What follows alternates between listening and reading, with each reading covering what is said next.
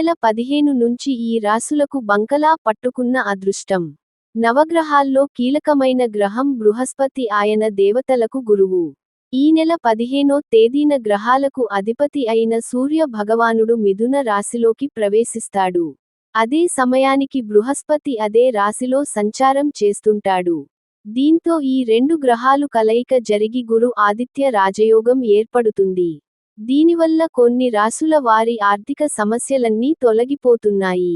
ఇది ఎంతో శక్తివంతమైన రాజయోగం అని జ్యోతిష పండితులు తెలియజేస్తున్నారు. ఏ రాశులకు కలిసి రానుంది అనే విషయాన్ని తెలుసుకుందాం. కన్యారాశి. గతంలో మొదలై నిలిచిపోయిన పనులన్నీ ఈ సమయంలో చాలా సులువుగా పూర్తవుతాయి.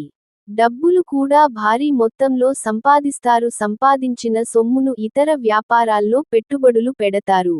వాటిపై మంచి రాబడి వస్తుంది. నిరుద్యోగులకు ఉద్యోగాలు దొరుకుతాయి. కుంభరాశి. ఈ రాశి వారికి ఆదాయం బాగా పెరుగుతుంది. ఆర్థికంగా మంచి స్థాయికి చేరుకుంటారు. పెద్దల ఆరోగ్యం విషయంలో ఆందోళన అవసరం లేదు, బాగుంటుంది. పెద్దల నుంచి భార్య వైపు నుంచి కానీ ఆస్తులు కలిసి వస్తాయి.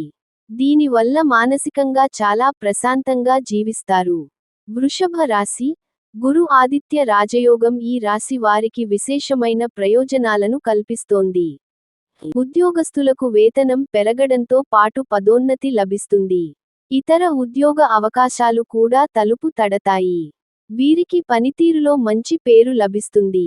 వ్యాపారస్తులకు కూడా చాలా బాగుంటుంది. మీన రాశి. ఈ రాశి వారు మంచి శుభవార్తలను వింటారు. ఏ పని తలపెట్టిన అదృష్టం కలిసి వస్తుంది. వ్యాపారాలు చేసే వారికి మంచి లాభార్జన ఉంది. అన్ని వ్యాపారాలు లాభసాటిగా మారతాయి.